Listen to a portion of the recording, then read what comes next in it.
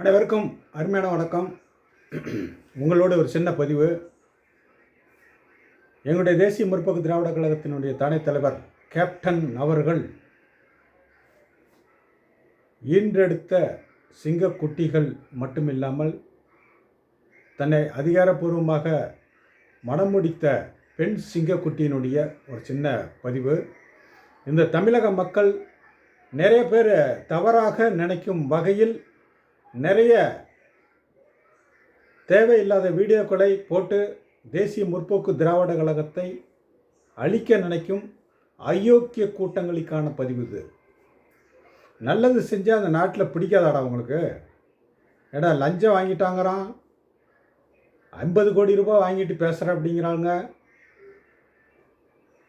திமுகவோட பேரம் பேசிட்டு வாங்கி சம்பாதிக்கிறதுக்கு ஒரு கூட்டம் அலையுது அப்படின்னு சொல்கிறானுங்க. ஏடா உங்களுக்குலாம் அறிவு மாதிரியே இருக்காதடா, அறிவே இருக்காதா? ஏடா பக்கத்துலேருந்து இவங்க சில்லறை எண்ணி கொடுத்த மாதிரி இல்லை ஜிபேயில் மாற்றி விட்ட மாதிரிலாம் பேசுகிறானுங்க. வெக்கக்காட்ட பயல்களா? அந்த அம்மாவுடைய கன்னி பேச்சை நீங்கள் பார்த்துருக்கீங்களா வாழ்க்கையில்? மதுரை மாநகரிலே அந்த அம்மையாருடைய ஆலோசனைப்படி தான் தேசிய முற்போக்கு திராவிட கழகம் ஆரம்பிச்சது. அதே சமயத்தில் மேடை பேச்சு அப்படின்னு சொன்னால் சேலம் மாநாட்டிலே முதல் முறையாக மேடையில் கன்னி பேச்சை தொடங்கி நிறைய பேர் கண்ணில் தண்ணீர் வர அளவுக்கு பேசினிருக்காங்க நாட்டுக்காக மட்டும்.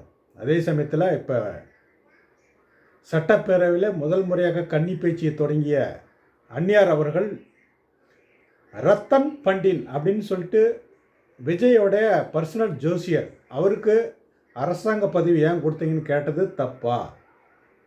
உங்களுக்காகத்தான் கேட்டது. அதையும் ஏற்று அந்த அரசாணை ரத்து செய்யப்பட்டது அப்படிங்கிறதையும் இந்த தமிழக வரலாற்று தெரிஞ்சுக்கணும். அதே சமயத்தில் நாம் முதலமைச்சர், சபாநாயகர், மந்திரி சபைகள், எம்எல்ஏக்கள், ஆளுநர் உள்பட எல்லாருமே தண்ணி பாட்டில் வச்சுருக்குறோம்.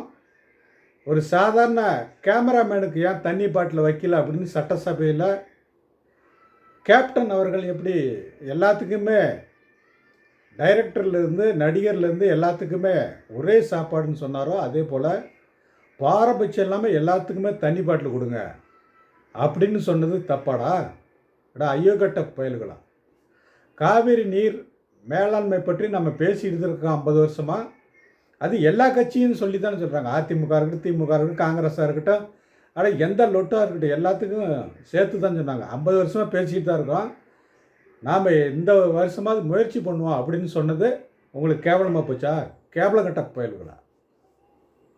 காவேரி நீர் மேலாண் வாரியம் அமைத்து நம்முடைய தமிழ்நாட்டில் நீர் ஒப்பந்தம் இருக்குது. அந்த நீர் ஒப்பந்தத்தை உபரி நீர் நமக்கு வேணாம், உரிமையான நீரை கொடு அப்படின்னு சட்டசபையில் பேசுகிறது தப்பா? ஒரு பைப்பில் தண்ணி வரும்போது குடிச்சிக்கிறதுங்கிறது வேற, டேங்கில் தண்ணி தேக்கி வச்சு குடிக்கிறதுங்கிறது வேற. பைப்பில் எப்போ தண்ணி வருது, எப்போ நம்ம குடிக்கிறது? டேங்கில் தேக்கி வச்சது தாண்டா இன்றைக்கி கர்நாடகா. உங்களுக்கு பைப்பு தண்ணி குடிச்சு உங்களாம் அறிவு மலிங்கி போச்சுடா மானகட்ட பயல்களா.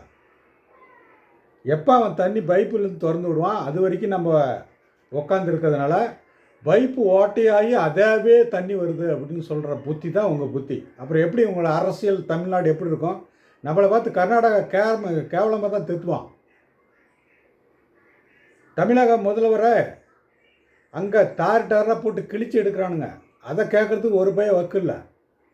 இந்த அம்மா பேசிவிட்டாங்களாம், அதை தானுங்க நோட்டி நோட்டி நோட்டி நோட்டி நோட்டி நொங்க எடுத்துட்டு சாப்பிட்றாங்களாம். வீணாக போன தருதலை பிடிச்ச பயல்களா? விவசாயிகளுக்கு நெல் கொதும்பல் நிலையம் அமைய அப்படின்னு சொன்னது தப்பா? அதெல்லாம் மழையில் நினைஞ்சிக்கிட்டு இருக்குது. அது பழைய ஆட்சியில் அப்படி தான் நடக்குது. இந்த ஆட்சியாவது ஒழுங்காக செய்யுங்க அப்படின்னு சொன்னது உங்களுக்கு பொத்துக்கிட்டு போயிடுச்சு, நொட்டிக்கிட்டு போயிடுச்சா? விவசாயிகளுக்கு நெல் கொள்முதல் நிலையம் அமைத்து, நீர் மேலாண்மை வாரியம் அமைத்து, விவசாயிகளுக்கு தேவையான நீரை நாம் உரிமையோடு பெற்று வாங்கினோம். அவங்ககிட்ட ஏன் போய் கெஞ்சிக்கிட்டு கிடக்கிறோம் அப்படின்னு சொல்லி அதுக்கு உண்டான அனைத்து கட்சியும் கூட்டத்தையும் சேர்த்து நாம் செயல்படுத்துவோம் அப்படின்னு சொன்னது தப்பாடா? நம்ம மானங்கட்ட தருதலை போயிருக்கலாம். அதே சமயத்தில் ஒரு முதல்வருக்கு, எந்த முதல்வராக இருக்கட்டும், இது மாதிரி எந்த ஒரு சட்டசபையிலையும் எதிர்க்கட்சியாக இருக்கட்டும், இல்லை எம்எல்ஏக்களாக இருக்கட்டும், நீங்கள் கேள்வியே பட்டிருக்க முடியாது. ஒரு முதல்வருக்கு ஒரு அவமானம், தலைக்குழிவு ஏற்பட்டால் இந்த தமிழ்நாடு சும்மா இருக்குமா அப்படிங்கிறத நாங்கள் தெரியப்படுத்துகிறோன்னு சட்டசபையில் அங்கே ஆண்மை உரை, பெண்ணாக இருந்தாலும் ஆண்மை உரையை தில்லாக பேசின ஒரு பெண் அந்த அம்மாவை கேவலமாக பேசிட்டு, இந்த கிழவிங்களை பேச விட்டுக்கிட்டு, கூட இருந்துக்கிட்டு சொல்லி கொடுத்துக்கிட்டு, உங்களுக்கெல்லாம் அரசியல் பற்றி என்ன தெரியும்? அரசியல் பற்றி தெரியாத தற்குறிகள் தான் இதெல்லாம் பேசிகிட்டு இருப்பாங்க. ஏதாவது மானகட்டத்தனமாக பேசிக்கிட்டு கீழே கமெண்ட்ஸ் ஏதாவது கேவலமாக பேசணும்னு நினச்சிங்கன்னா உங்களுடைய மொபைல் நம்பரை போட்டு எங்களுக்கு கமெண்ட் கொடுங்க. அதுக்கப்புறம் நான் உங்களுக்கு பாடம் கொடுக்குறேன். ஒரு முதல்வருக்கு தலைக்குனிவு ஏற்பட்டால் அந்த தலைக்குனிவை பார்த்துட்டு இந்த தேசிய முற்போக்கு திராவிட கழகம் மட்டுமில்லை, அனைத்து கட்சியும் சும்மா இருக்காது அப்படிங்கிறத எந்த ஒரு எதிர்கட்சியும் சொல்லாது, எந்த ஒரு மத்திய மாநில கட்சியும் சொல்லாது. ஆனால் முதல் முறையாக அப்படி ஒரு குரல் கொடுத்த அந்த அம்மையாரை பற்றி கேவலம் பேசினா உண்மையிலேயே பத்தினி சாபம் பழிக்கின்றா. அவங்க குடும்ப வாழ்க்கையில் மட்டும் யாருமே கை வைக்காதீங்க. அவங்க குடும்பத்தை அழகை பற்றி பேசாதீங்க, இவன் மனுஷனான்னு பேசாதீங்க, அவன் தற்குறி அப்படின்னு சொல்லி நீங்களே தற்குறி ஆக்கியாங்க. ஒரு மனிதனை அழகாக இருப்பவனுக்கிடம் அறிவு இருக்காது, அறிவாக இருக்கிறவனுக்கிட்ட அழகு இருக்காது அப்படிங்கிறது தான் கடந்த அரசியல் சாசனம் சொல்லுது. டாக்டர் அம்பேத்கர் நீ நினைக்கிற மாதிரி பெரிய அழகு கிடையாது. ஆனால் அவரிடம் இருந்த அறிவு தான் இன்றைக்கும் நமக்கு அரசியல் சாசனத்தில் இருக்கக்கூடிய நுணுக்கங்களும் கட்டமைப்புகளும் சார அம்சங்களும் சொல்லுது. அதை தெரிஞ்சுக்கிட்டா தருதலைகளா.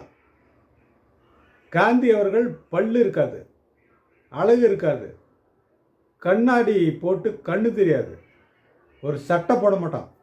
அப்பேற்பட்ட காந்தி அழகு கிடையாது. ஆனால் அவனை பார்த்து இங்கிலீஷ்காரன் எல்லாம் பயப்பட்டது. அவருடைய நோக்கம் என்ன தெரியுமா? போராட்ட குணம்டா. அதில் இருங்க அழகில் ஒரு மயிர் இருக்காது. அழகில் என்ன இருக்குது? கேப்டனை அழகுன்னு சொன்னவனுங்க தான் எத்தனையோ நடிகைகள். ஆனால் அந்த கேப்டனை இன்றைக்கி பார்த்து கேப்டன் அதே அழகு பைத்தியம், அழகு இல்லாதவன், நான் நடிக்க மாட்டேன்னு சொன்னவங்க திரும்ப கேப்டனுக்கு ஒரு நல்ல மனுஷன் இல்லை அப்படின்னு சொல்கிறதுக்கு இன்னைக்கு கேப்டன் ஒரு எடுத்துக்காட்டு. அதனால் ஒருத்தர் அழகை பார்த்து வீணாக விமர்சனம் வைக்காதீங்க. இந்த பதிவுக்கு நீங்கள் விமர்சனம் வச்சிங்க அப்படின்னா வன்மையாக கண்டிப்போம். என்றென்றும் மக்கள் நலம் விரும்பி தேசிய முற்போக்கு திராவிட கழகம்.